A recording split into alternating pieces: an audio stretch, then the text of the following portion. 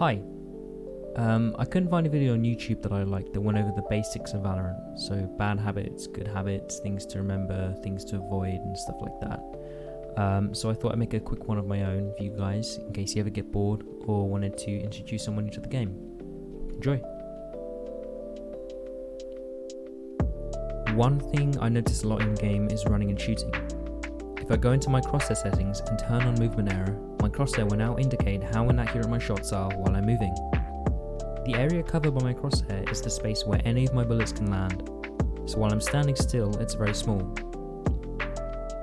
But while I'm moving, the area grows. Movement error is different for each weapon. Sniper rifles have it the worst, while SMGs like the Spectre and Stinger are more forgiving, since they're preferred for close range fights anyway. Basically, don't move and shoot if you can avoid it.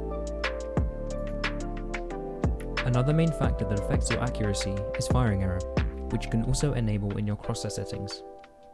After each shot I take, there's a small cooldown before my next bullet is fully accurate, indicated by the crosshair movement. Unless you prefer to tap fire, you'll need to learn to control your spray by slowly pulling down to counter the recoil after the first few bullets. The Phantom has a faster rate of fire and a tighter bullet spread, so the recoil is easier to control than the Vandal, which is slightly more sporadic. Hitting 4 body shots, which is lethal, up close will be faster with the Phantom than a Vandal. However, the Phantom also has a damage fall-off at longer ranges, whereas the Vandal will headshot one shot at any range. Because of this, the Phantom is preferred for close range fights, and the Vandal for long range. ADS stands for aim down sights, so whenever you right click or scope in. There are pros and cons to scoping, but more often than not it does more harm than good. The only weapons which this doesn't apply to are sniper rifles, the Marshal and the Operator. When scoped in, you have a tighter field of view, so it already puts you at a slight disadvantage. You also move at 76% of your usual speed and have a 10% slower rate of fire. That might not seem like a lot, but if you and your enemy both start shooting at the same time, they will win the fight. The only advantages are that enemies are easier to see at longer ranges and recoil control is slightly easier. In my opinion, this is not worth the slower movement, slower time to kill, and obscured vision. The only time I'd say it's useful is if you're holding an angle at the start of the round. Crosshair placement refers to the level at which you keep your crosshair while moving around the map and clearing corners. Keeping your crosshair at head height means less travel time for your mouse to hit the head once you react to an enemy, and a shorter time to kill, making it more likely that you will win the fight. It's also much better for longer distance visibility, since you're not going to see much if you're only looking at the ground.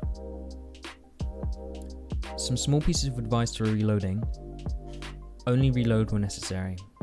Equip and reload times don't feel that long until you're being shot at and can't shoot back. That extra bullet can usually wait. If you only have 5 bullets left in your mag, make sure you're behind cover or have a teammate to cover you if an enemy sees you while you reload. If an enemy starts shooting at you when you have no cover and no bullets left in your rifle, then switching to your pistol is always faster than reloading and is more likely to save your life. A couple last notes about knifing. You move faster with your knife out, but only run with it when you know you're safe, or an enemy will gun you down before you've even equipped a weapon. Knifing in this game feels horrible. If you want to go for the knife kill, make sure it's a clean right click to the back, since it deals 150 damage, which is lethal. Right, well that just about covers most of the basic mechanics you'll need to brush up on once you get started with Valorant. If I missed anything you think should have been included, then let me know and I might make a second video. I'm streaming every week at twitch.tv/ride, some Valorant and a few other games, so feel free to come and say hi. Thank you for watching and I hope I helped you out a bit. Bye!